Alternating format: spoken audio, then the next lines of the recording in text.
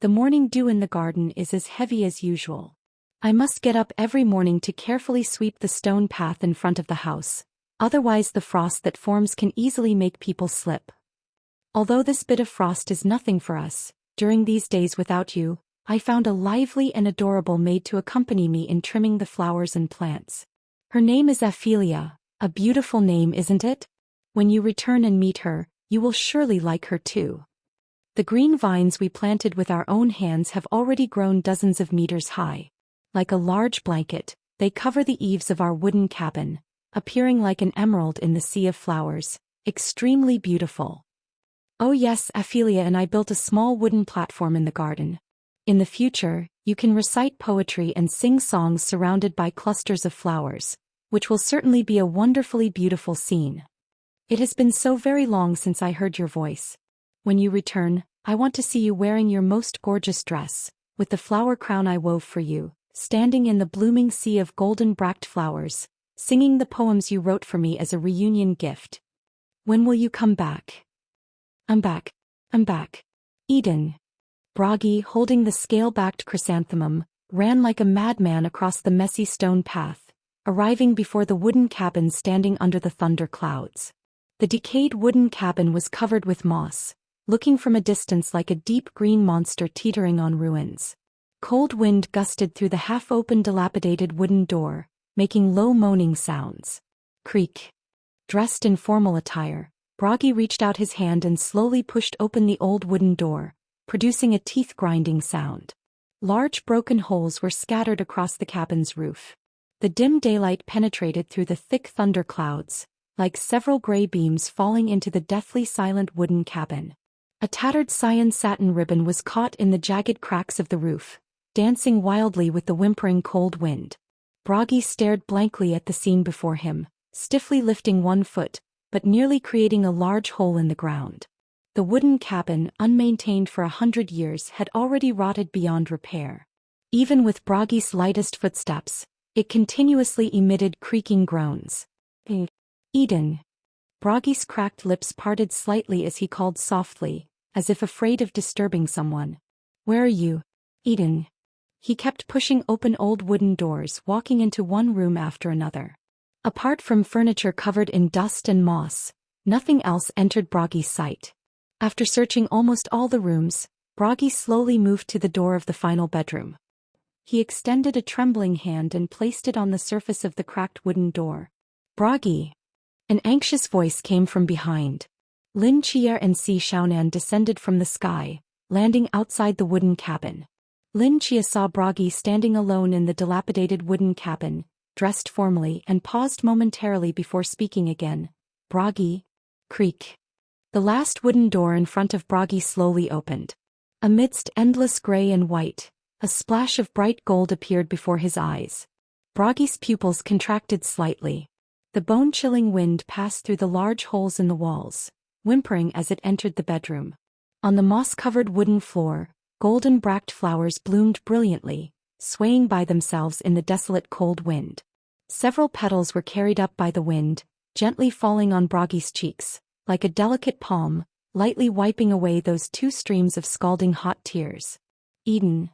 Bragi stood before this room full of golden-bract flowers as if struck by lightning. After who knows how long, he finally came back to his senses and suddenly turned around. His bloodshot eyes stared fixedly at Lin Chia behind him. Where is my wife Eden? Where is she? Why has this place become like this? This is different from what she said in her letters. This is not the same Lin Chia. He ran to Lin Chia like a madman, amid piercing creaking sounds, grabbed his shoulders with both hands and shook him forcefully. I just wrote to her yesterday. Why has this place become like this today? Where is she? My wife Eden, where is she? You must know, right? Linthia. Director Lin. Director Lin. I beg you. I really beg you, tell me. Where is my wife? Bragi's roars gradually became covered by sobs. Finally, his eyes looking at Lin Chia were full of pain and pleading. Lin Chia's expression was extremely complex. He silently looked at Bragi's painful expression, and after a long time he finally spoke hoarsely. Bragi, there are some things I've always wanted to find the right opportunity to tell you. In the deathly silent, dilapidated wooden cabin, Lin Chia gradually revealed the truth about Eden. Bragi's expression changed from shock to confusion, and then he stood there like a statue. He stood before the room full of golden bract flowers, lowered his head blankly, and raised one hand to gently place it on the right side of his chest. She's already dead? Bragi murmured mechanically. She gave her heart to me, and died herself? She is not dead. Her heart still beats within you and her soul remains with you, Lin Chia said seriously. No, impossible, this is impossible. Bragi suddenly stepped back twice, widened his bloodshot eyes and shouted, she couldn't have died. She clearly said that even after giving some to other deities, there were still 2 youth fruit left. One for each of us, why would she give me her heart? The mist is more terrifying than you imagine. 1 fruit couldn't save your life. Bragi stood motionless. His lips trembled incessantly, his eyes full of struggle. He painfully held his head with both hands, shaking it vigorously as if trying to get rid of something. No, it's all fake. This is all fake. This isn't our garden at all. Eden is still waiting for me at home. I know this is a dream. This must be a dream. I knew it. How could I leave the hospital so quickly? My dream hasn't ended yet. When I wake up, I'll definitely still be in my ward. After I wake up, I'll take my medicine on time, rest well as the director instructed. When I get better, I can really leave the hospital and I can reunite with Eden. It must be so. As Bragi spoke, he suddenly burst into laughter, then darted past Lin Chia, rushing rapidly toward the outside of the wooden cabin. Bragi! Lin Chia's eyes narrowed as he turned to chase after him. Bragi's figure had just rushed out of the wooden cabin when he halted in place. At the end of the desolate garden, 3 figures were rapidly approaching. The moment he saw those 3 figures, Bragi froze in place. Those 3 figures, he certainly recognized them. The goddess of the past Urd, the goddess of the present Verdandi, and the goddess of the future Skuld. Bragi. Verdandi, seeing Bragi running out of the wooden cabin in a disheveled state, was equally stunned, confusion appearing in her eyes. How can it be him? Urd spoke in astonishment. Hasn't he been missing for 100 years? Verdandi turned her head to look at Skuld with her 2 colorful braids beside her. Is it him? Skuld's large black eyes carefully examined Bragi for a long while, then she nodded firmly. Yes, it's him.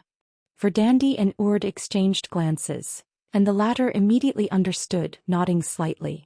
Her eyes began to stare at Bragi, peering into his past. A moment later she let out a soft exclamation of surprise. What's wrong? Verdandi asked. His past 100 years. I can't see clearly.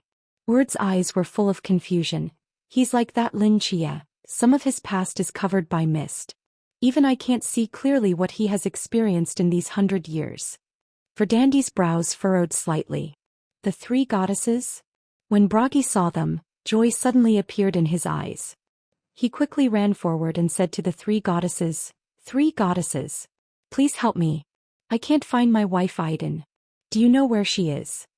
Hearing this question, expressions of astonishment appeared on the faces of the 2 goddesses. Skuld tilted her head in confusion, seemingly not understanding what he was saying. Sister Iden, isn't she already? Bragi widened his eyes. Already what? You don't remember? Urd stared at Bragi, whose eyes were red, and after a moment, exchanged glances with Verdandi beside her.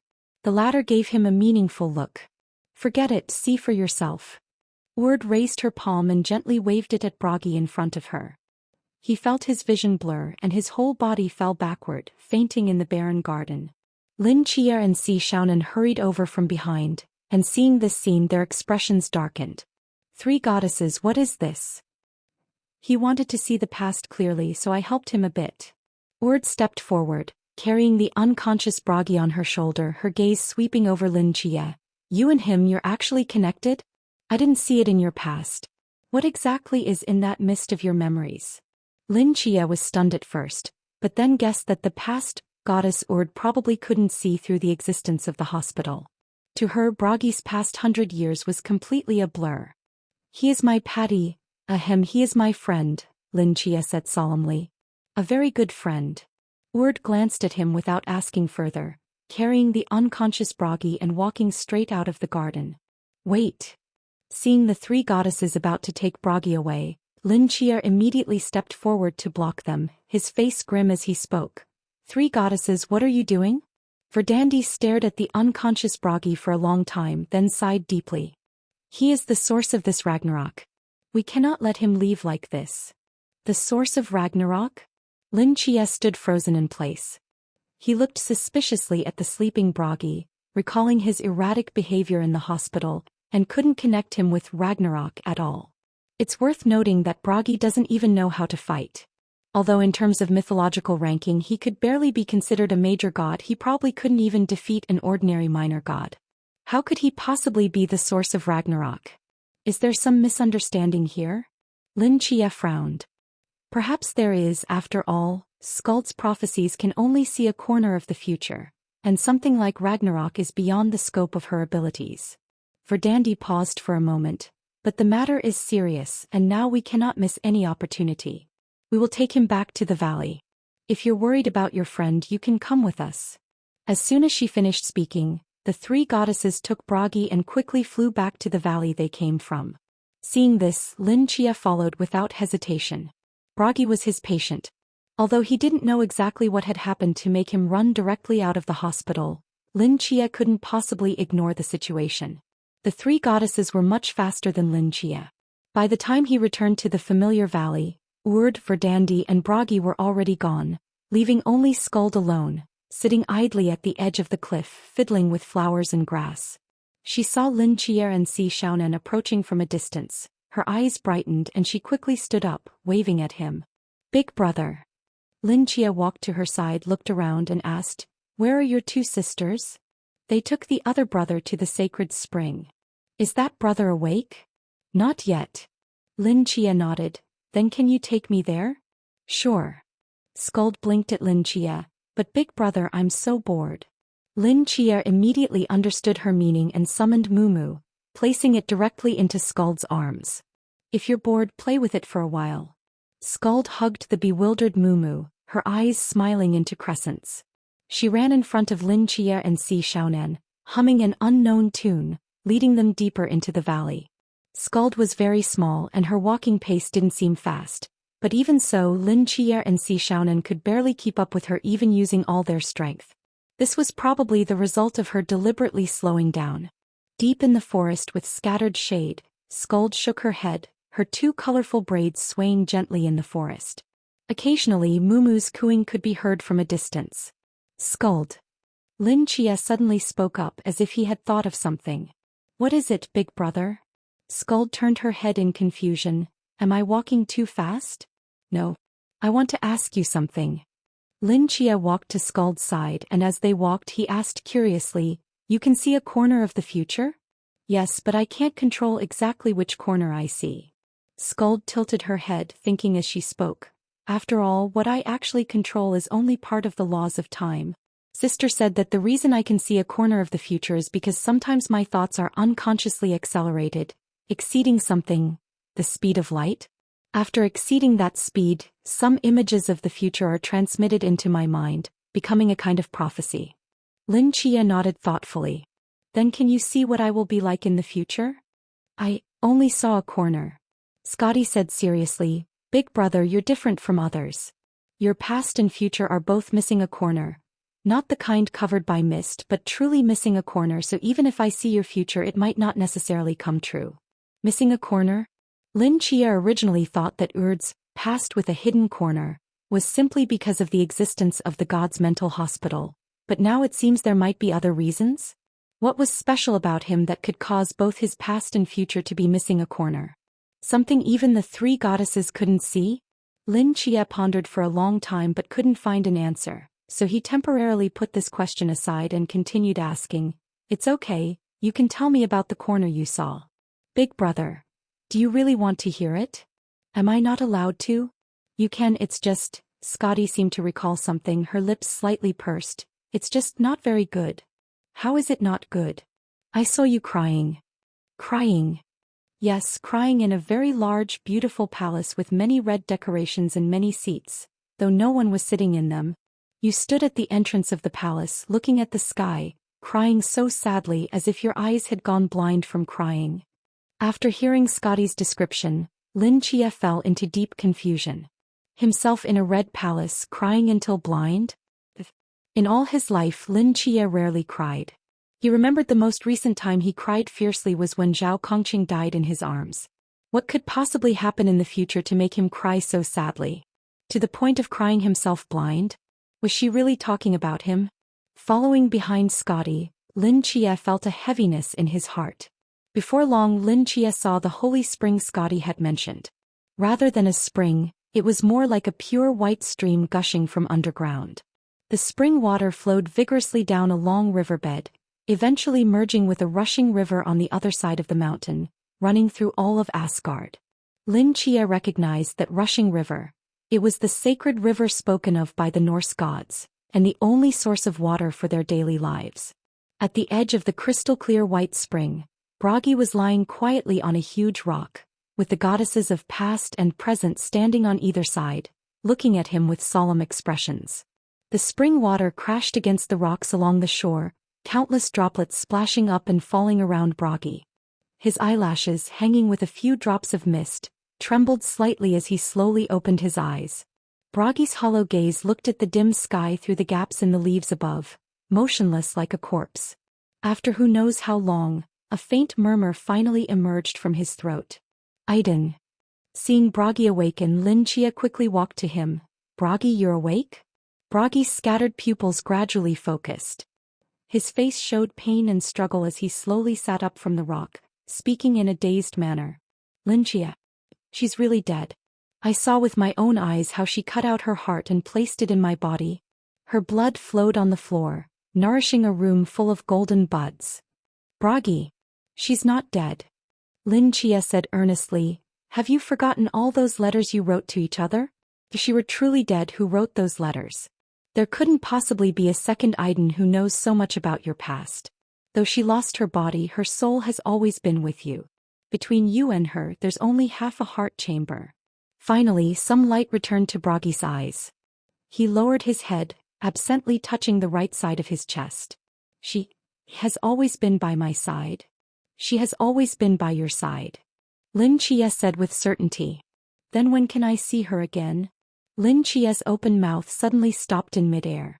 Aiden and Bragi's souls shared one body, indeed close at hand, but this also meant that unless Aiden's soul was separated and revived, they could never meet again, and achieving this was almost impossible. We can help you. At this moment, Verdandi, who had been silent at the side, suddenly spoke. We have a way to separate Aiden's soul from yours, allowing you to reunite. Hearing this, both Lin Chia and Bragi turned their heads sharply toward her. Really? The light finally appeared in Bragi's desolate eyes. He scrambled up from the rock regardless of everything else, rushed to Verdandi and grabbed her like the last straw of hope. You can really bring my wife back to life? Seeing Bragi's extremely excited expression, Verdandi was silent for a moment, then nodded. Yes, it's possible. Theoretically, if we find a temporary vessel for Aiden's soul, then use Urd's and my laws to separate her from your body and store her in it, then reshape her divine form using Asgard's essence, and guide her soul into it, she might be reborn. Hearing this, joy also appeared in Lin Chia's eyes. He hadn't expected that the problem troubling him and Merlin for so long would find a solution with the three Norns. If they could revive Aiden and reunite her with Bragi, that would be the best outcome. Please. I really beg you. The fire of hope completely reignited in Bragi's eyes. Three goddesses, if you help me revive my wife, I'll do anything. Aiden is my friend. We would help her with all our might even without your plea, Verdandi said. She turned and stepped down from the huge rock and after thinking for a moment still said, however, doing this carries significant risks and even we don't have much confidence. You should prepare yourself mentally. Follow me. Verdandi and Urd led the ecstatic Bragi to a spacious cave. With a wave of her hand, Verdandi created a divine barrier at the entrance, completely sealing it from the outside world. Lin Chia and Si Xiaonan, who were about to follow them in, were blocked outside. The process of extracting a soul is very dangerous. Please wait outside for a while. Verdandi stood in the dim entrance of the cave and slowly spoke to those outside. Seeing this, Lin Chia raised an eyebrow but didn't insist, nodding and retreating outside the cave. Time passed minute by minute. Outside the silent cave, Lin Chia, Si Xiaonan and Scotty waited in silence. He stood up from the huge rock and anxiously paced back and forth at the entrance, occasionally glancing inside, but it remained quiet with no sound coming out. If the two goddesses failed, would it affect Aiden inside Broggy's body? Surely not. Lin Chia very much wanted to enter the cave to see how things were progressing, but with Verdundi's barrier in place, even his spiritual power couldn't extend inside, leaving him to worry helplessly outside. After much internal struggle, Lin Chia temporarily removed the disguise magic on his body, and a golden domain opened beneath his feet. Chia, what are you doing? Si Xiaonan asked in confusion when she saw this familiar golden light. It's miracle. Lin Chia took a deep breath. Although I can't help, I can at least create a miracle in this area. If something truly irreparable happens, perhaps miracle might help.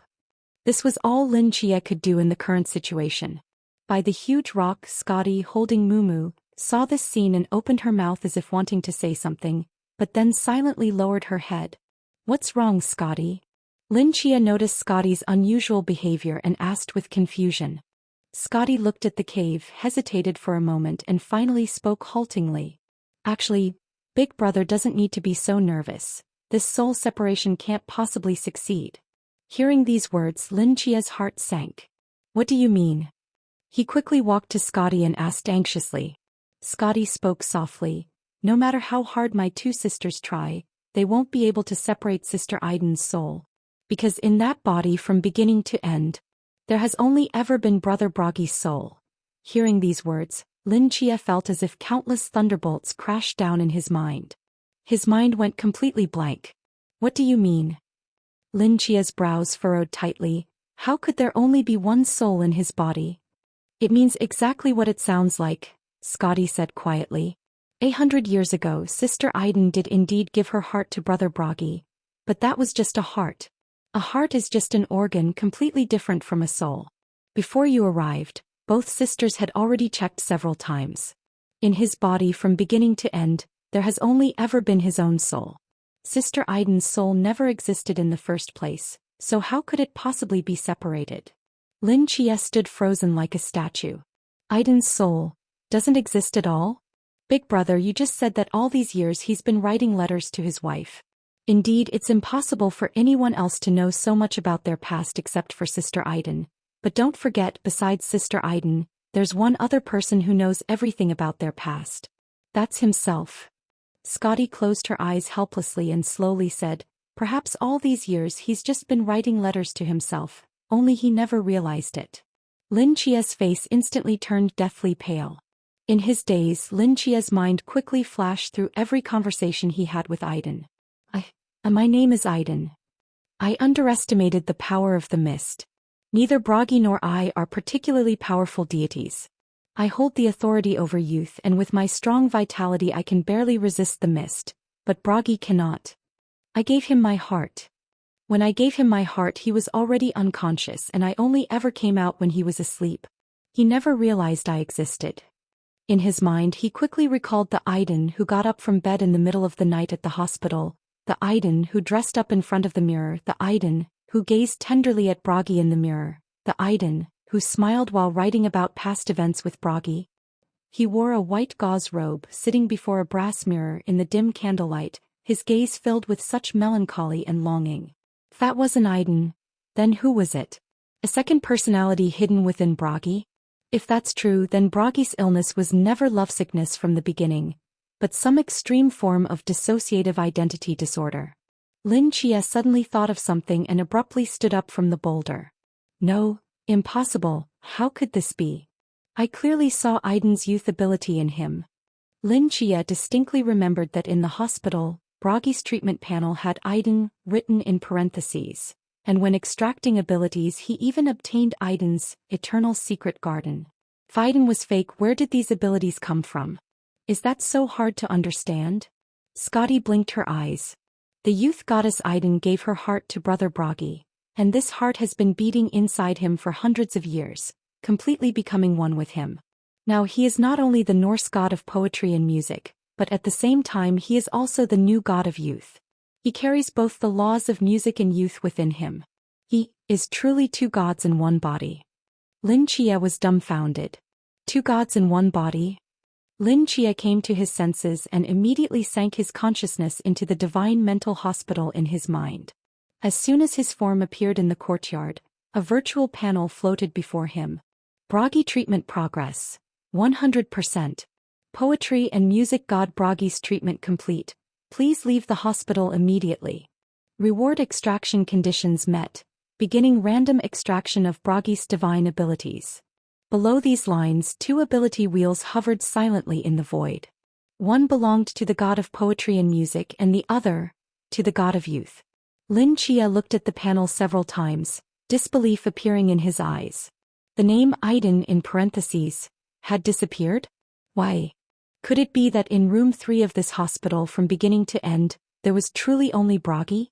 But if so, why did it only write God of Poetry and Music as a prefix? What about God of Youth? As if responding to Lin Chia's thoughts, the virtual panel before him suddenly flickered, and one of the lines reappeared before him. God of Poetry and Music, God of Youth, Bragi treatment complete. Please leave the hospital immediately. Witnessing this change in the panel, Lin Chia was completely stunned. Changed by itself? How is that possible? This was the first time the hospital prompt had changed, completely overturning Lin Chia's understanding. He felt something wasn't right about this, but he couldn't figure out exactly what the problem was. Was there an issue with the hospital itself? Or was there a problem with him? Lin Chia felt his brain had turned to mush, unable to think clearly. Just then a dull sound came from the outside world. Lin Chia snapped back to reality and looked toward the dim cave. The barrier cast by Verdandi had disappeared. She was holding a mysterious purple chaotic crystal in her hand as she slowly walked out of the cave, with Bragi following behind her, swaying as if drunk. Verdandi, wait for me. Bragi staggered in front of her, trying his best to open his eyes wide, with burning hope in his gaze. Where is my wife? Did we succeed? We succeeded. Verdandi's expression was extremely gentle as she handed the purple crystal in her hand to Bragi. Aiden's soul has been stored in this crystal. As long as it's nurtured in Asgard's origin, it will slowly rebuild her physical body. You will meet again soon. Hearing these words, wild joy appeared in Bragi's eyes.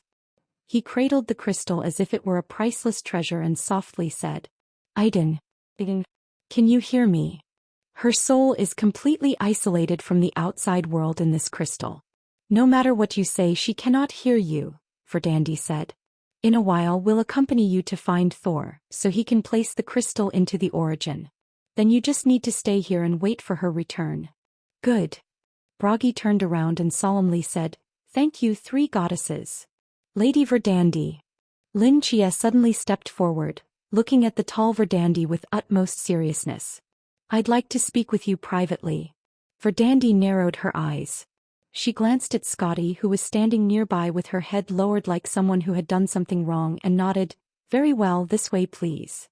Lin Chia followed Verdandi deep into the forest, until they were completely away from Bragi and the others. Only then did Lin Chia finally speak. Is there really only one soul in Bragi's body? Verdandi gave him a complex look. It seems Scotty has already told you. Yes, there is no Aiden's soul within him. I don't know why both you and he believe Aiden exists within him, but I can assure you, it's false. It's all just his fantasy, his deepest performance and atonement.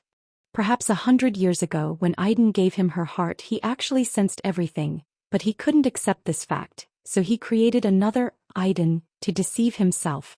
He fooled both himself and you.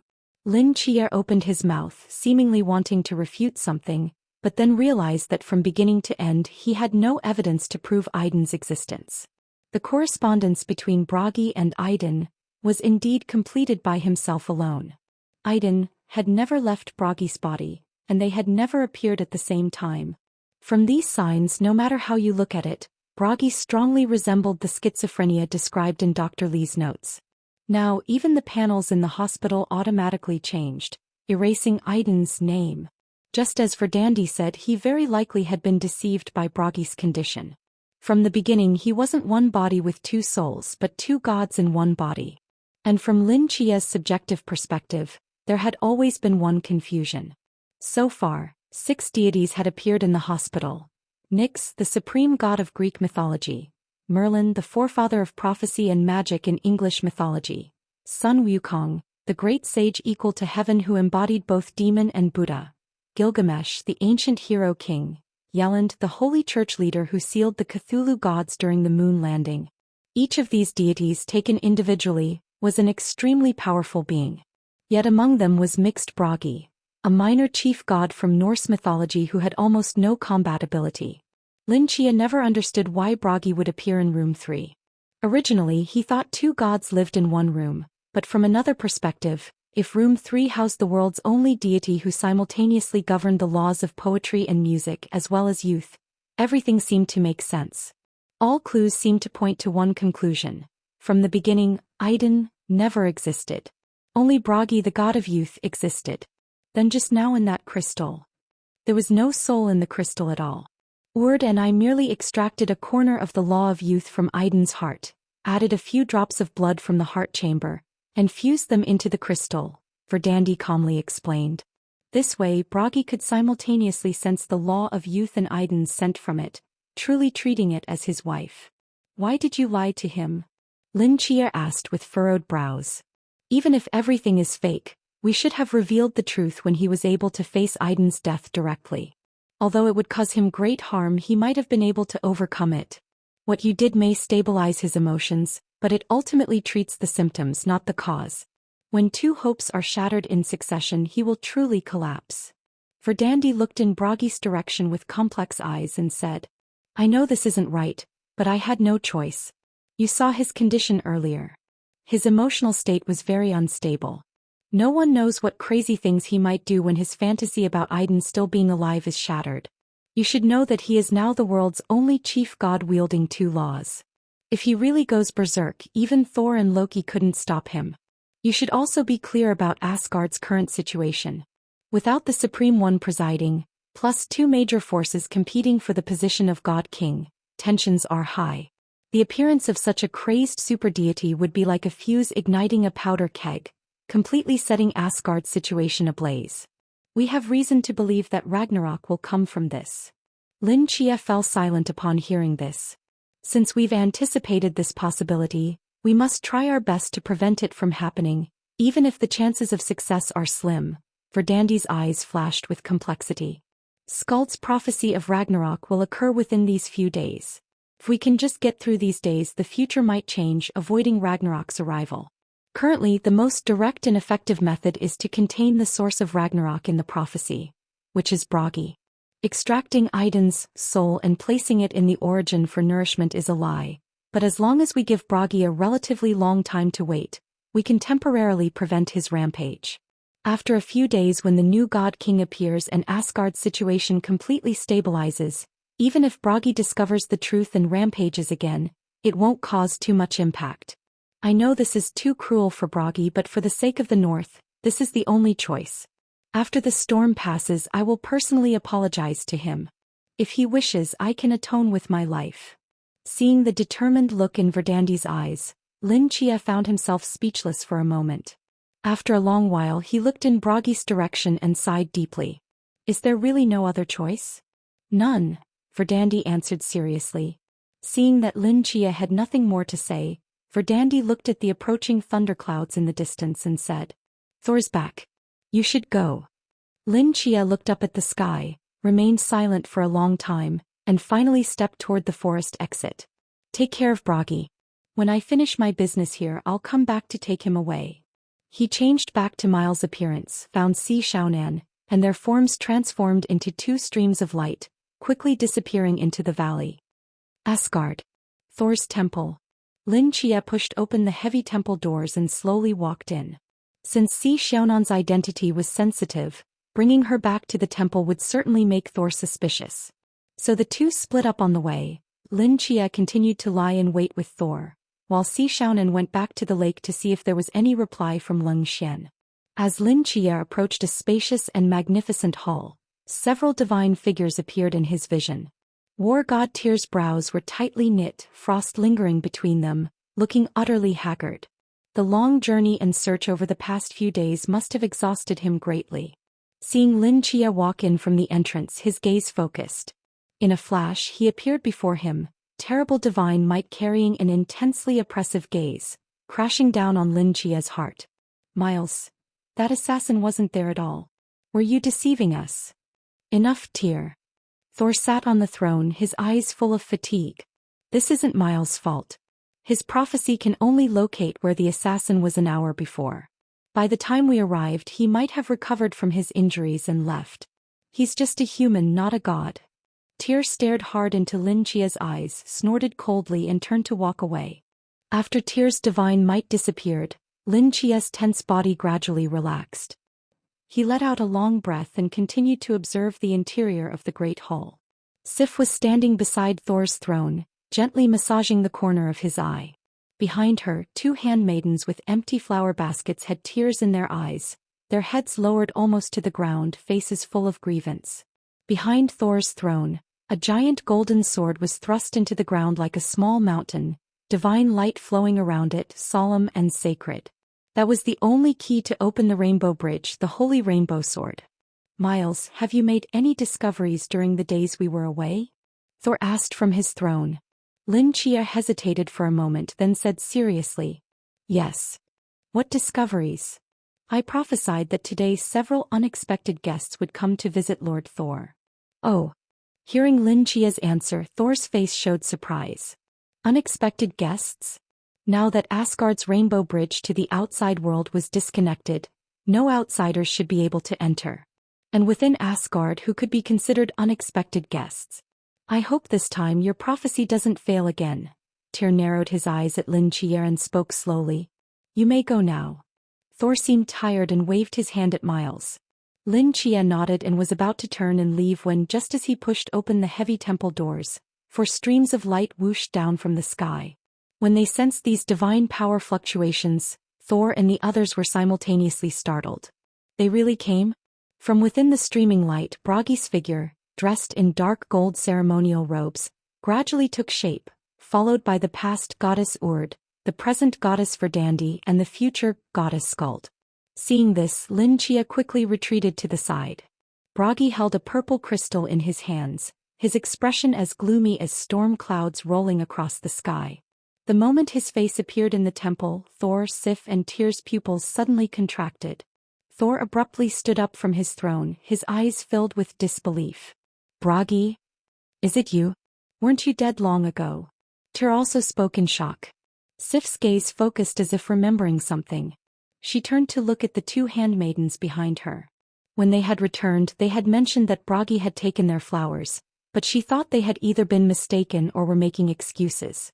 After all, 100 years ago, Bragi should have perished in the mist along with Idun. Now it seemed they hadn't been mistaken. Bragi had truly returned.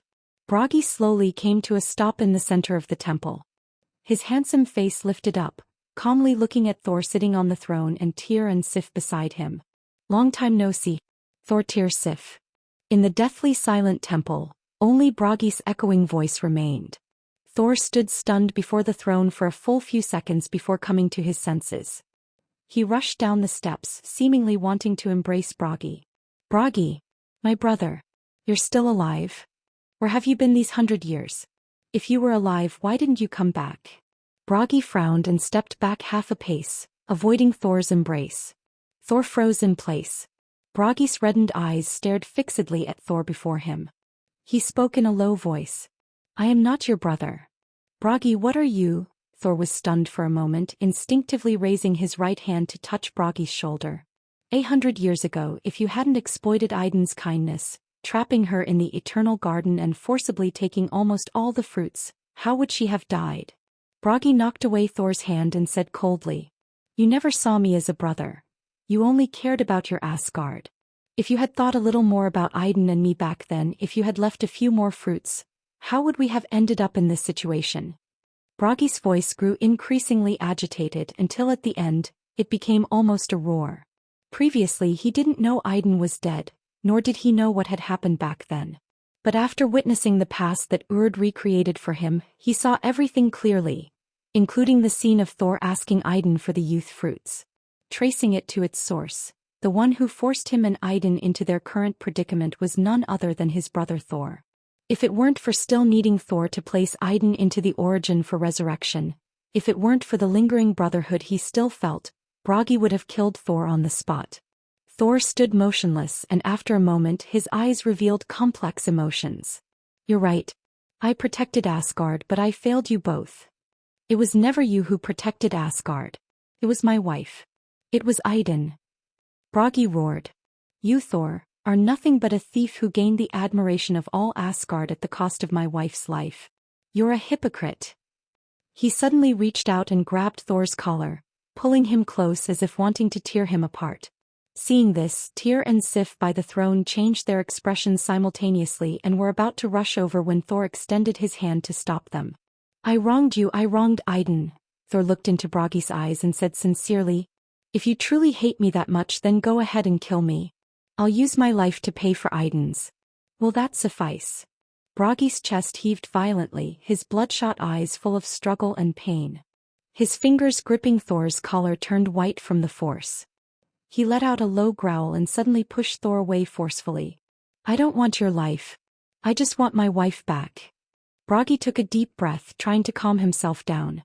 I want Asgard's divine origin. The divine origin? Thor frowned. What do you want that for? I want to use it to resurrect my wife. Bragi repeated Verdandis's words. Thor turned his head in confusion to look at the three silent goddesses behind him. So that's why the three goddesses suddenly left the valley and came here personally. You all came for this. Thor nodded without hesitation and said, using Asgard's origin is not a problem.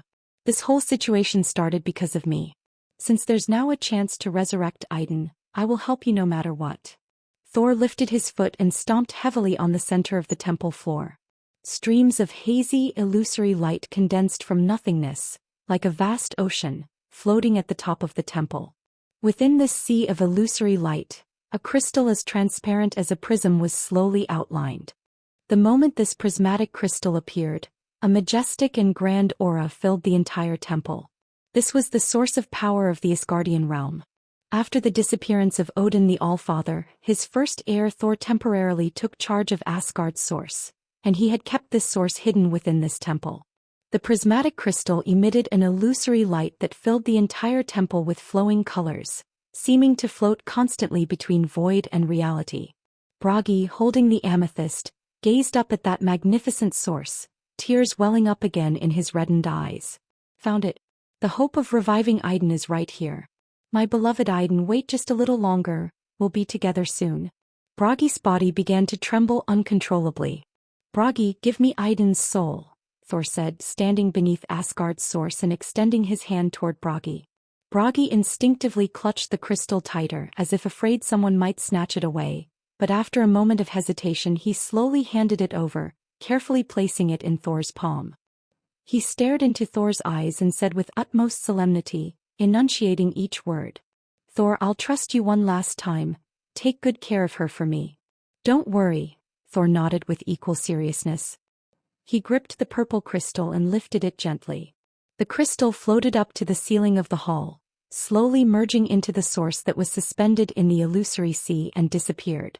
It will take about 10 days for the source to nurture Idun's physical body. Verdandi spoke with complex emotions. Bragi, let's go for now, and when the time is right we'll come back for your wife. Bragi stood in his dark gold ceremonial attire, his eyes fixed on the source, showing a hint of tenderness. Only after a long while did he reluctantly look away. He followed the three goddesses about to leave the hall when a voice suddenly sounded from behind. Bragi. Bragi paused and looked back to see Thor standing before the throne. After hesitating for a moment, Thor spoke. I hope that in the future we can be like we once were. If Idun returns safely this time, I can pretend nothing happened, and acknowledge you as my brother. After a moment of silence, Bragi said these words, then transformed into a streak of light and disappeared with the three goddesses.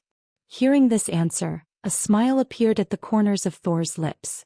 Tyr watched them leave and, as if remembering something, spoke seriously. Thor, before that we need to deal with tomorrow's matter. Thor's expression immediately became solemn.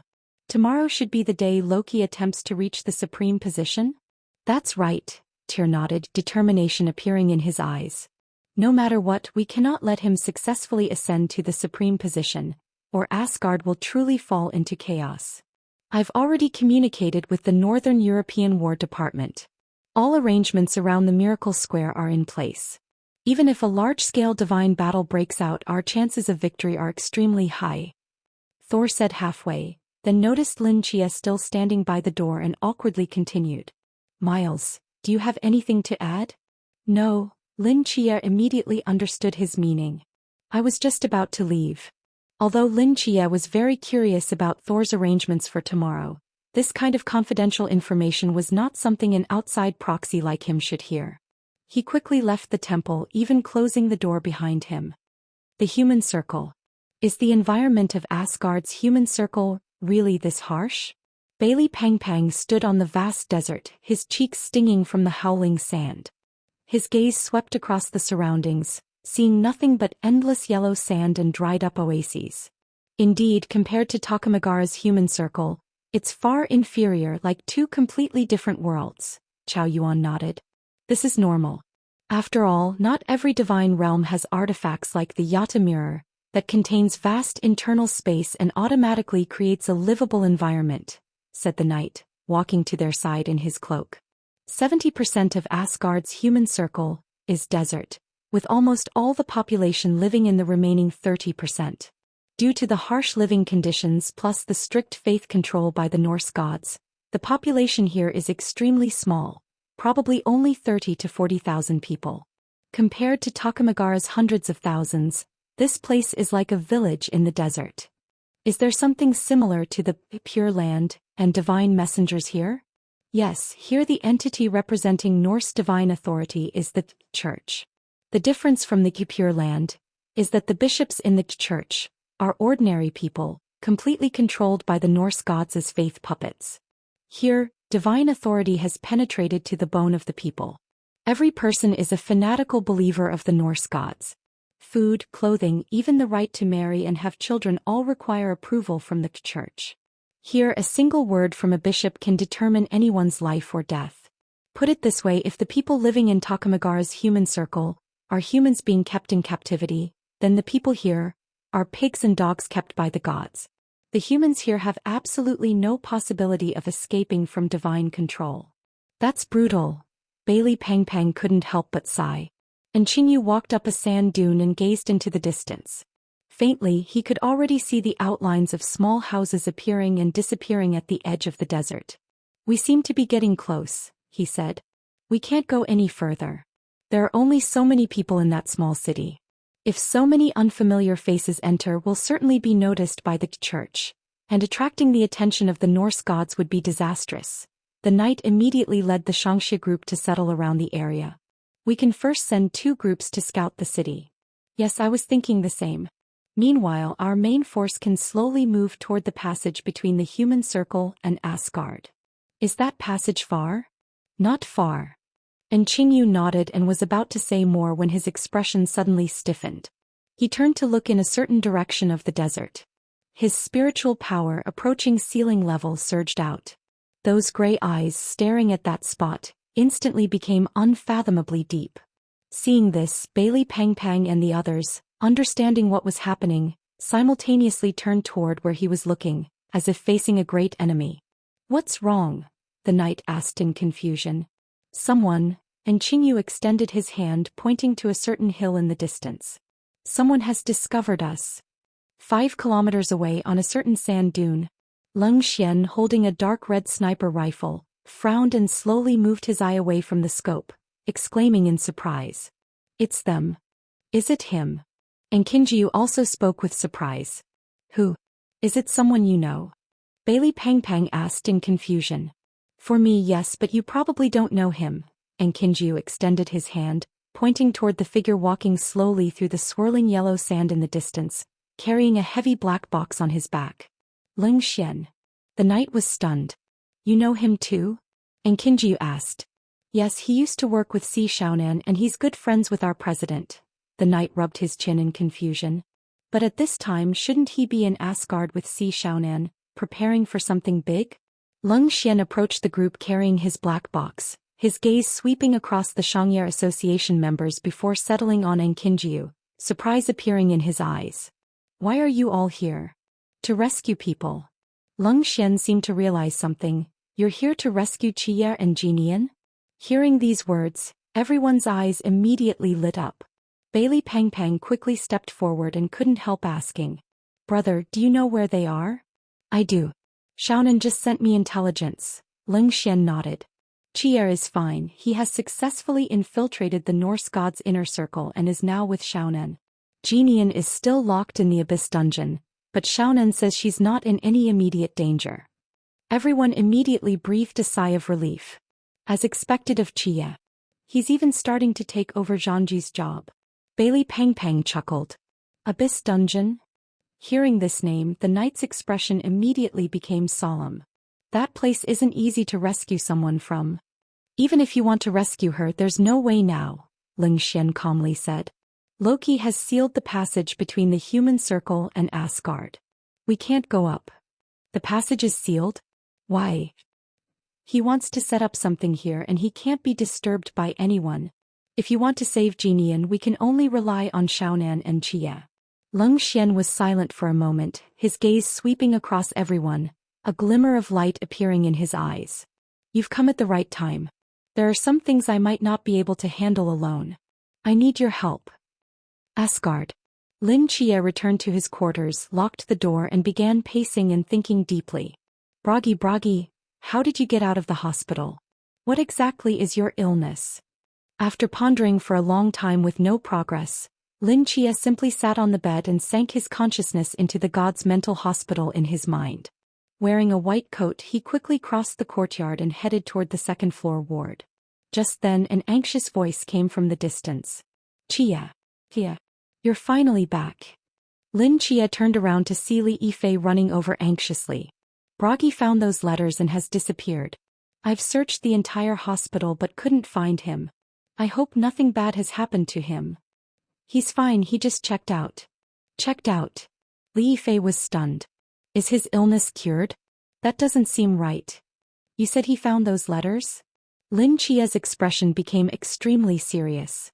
Tell me everything you know. Li Yifei nodded and immediately recounted how he had encountered Bragi standing at the warehouse door, then frantically returning to his room to open the mailbox, and then running out of the room in a deranged state. You're saying that after he ran out of his room he somehow disappeared? Lin Chia's brows furrowed tightly. Did any staff see where he went? No. I've gathered everyone and asked around, but nobody saw where Bragi went. It's like he vanished into thin air. It's really strange. When did he disappear? Around 9:30? Definitely before 9:40.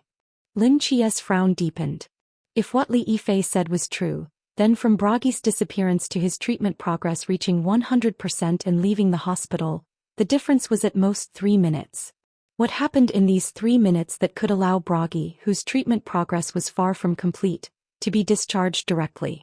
Lin Chia listed 2 possibilities. First, within these 3 minutes, Bragi either had a revelation or received some other stimulation that truly cured his illness, allowing him to perfectly leave the hospital. Second, the hospital, for some unknown reason, misjudged Bragi's condition and inexplicably raised his progress to 100%. Judging from Bragi's previous state, although the first possibility existed, it wasn't very likely. Could it be the second? But since Lin Chia had obtained this hospital, such a situation had never occurred. For some reason, Lin Chia's mind once again recalled the scene when he returned to the hospital and saw with his own eyes the panel changing from God of Poetry and Music Bragi to God of Poetry and Music God of Youth Bragi. This process seemed extremely strange to Lin Chia. If this was also an error of the hospital, could Bragi's progress bar suddenly reaching maximum also be one of the errors? While pondering, Lin Chia walked into the empty ward number 3. In the ward, except for the deformed red mailbox that had been thrown, all other items were neatly arranged in place, as if the owner had just temporarily gone out and would return soon. He carefully searched every corner of the ward but found nothing besides the letters that could prove Aiden had ever existed. Lin Chia sat dazed at the table, looking at the mirror surface reflecting his face. In his trance he seemed to see the lonely Bragi during this time, writing letters, putting them in the mailbox, then reading and replying to them himself, day after day, night after night. Lin Chia felt as if a stone was lodged in his chest, making it difficult for him to breathe. After some time, a helpless sigh came from within the room. Although doubts remained, Bragi's discharge had become a fact. There were too many things to do now, and whether Aiden existed or not, he could only find ways to clarify after all the turmoil had passed. Lin Chia's consciousness returned to the real world. By now the sky outside had completely darkened. In the dim room, Lin Chia's eyes flickered with faint light. Tomorrow would be the day Loki announced his challenge for supremacy, and also the last day for him to fulfill his mission. Under the dead silent night sky, Lin Chia could already smell something unusual in the air. The storm was coming. Great summer. Sinking Dragon Pass. Violent hurricanes rolled up the heavy seawater, like a roaring beast in the darkness, crashing against the tall outer wall of Sinking Dragon Pass. Spray shot up with faint thunder rumbling, and atop the watchtower on the outer wall, two figures wearing dark red cloaks stood firm like immovable rocks. Why is the wind and waves so strong tonight? One night watchman lowered his binoculars and said amid the whimpering wind. Beside him, another night watchman frowned slightly. It's indeed unusual, such strong winds and waves haven't appeared for a long time. All alert teams, report your current situation. Team 1, all normal. Team 2, all normal. Team 3. Consecutive voices came through the intercom. Hearing that nothing unusual was happening throughout Sinking Dragon Pass, the man nodded. In such heavy winds and waves, even patrol aircraft cannot take off. Everyone stay alert, we cannot miss any anomaly. After speaking, the man turned his head and glanced at the brightly lit Sinking Dragon Pass behind the inner wall. Even though it was deep into the night, numerous military personnel and night watchmen were still busy handling various matters. Just as he was about to continue monitoring the surroundings, a piercing alarm suddenly echoed under the quiet sky. Whoa, whoa, whoa. Bright red warning lights lit up simultaneously from every watchtower on the outer wall, tinting the black seawater with a hint of red. The man's expression instantly changed. S-level war alert. How is this possible? What's happening? We didn't detect anything. It's the dream net. The dream net of the Lord at Zahangwan was breached. Something is approaching us from the misty border. Damn. Why at this time? Everyone prepare for battle. The piercing alarm echoed in every corner of Sinking Dragon Pass. The quiet fortress behind the inner wall, like a war machine rapidly starting up, saw countless figures quickly and orderly rushing to their positions. A deep rumbling sound emanated from between the two walls, as if some steel beast was gradually awakening. Captain, look there.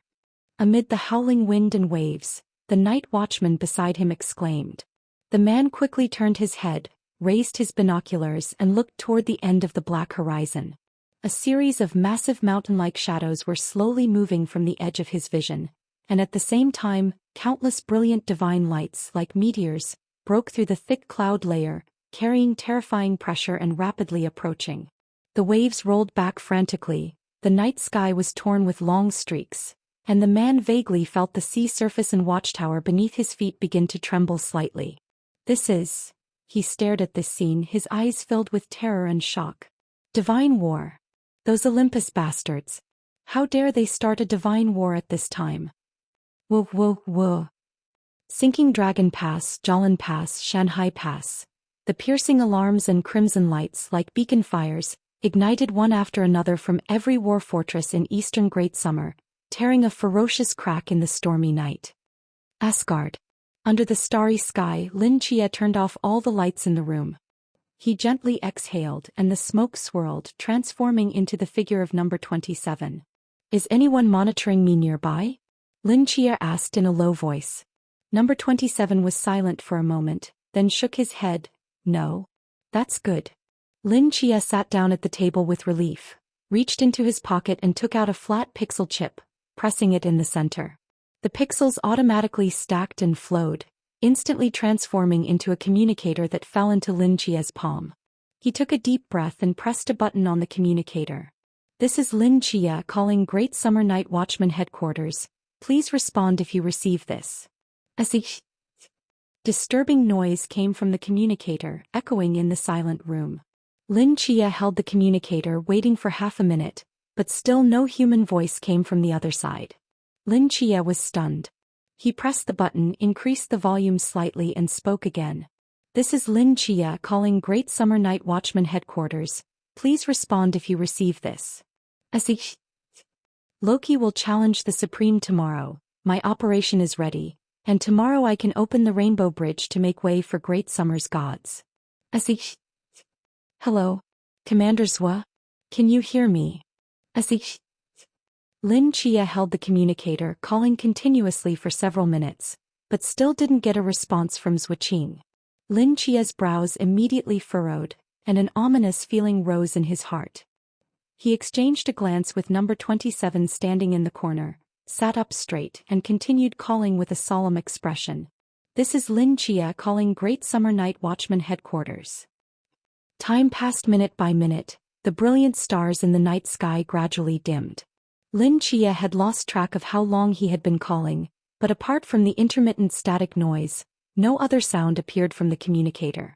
In the dark room, Lin Chia's heart sank completely. Normally, as long as Zhuqing had the communicator with him, he would respond immediately upon hearing his call. But after calling continuously for so long, there was still no response from the other side. Either Zhuqing had left the communicator in his office, or something had happened to Great Summer. Given Zhuqing's meticulousness, the possibility of the former was almost zero.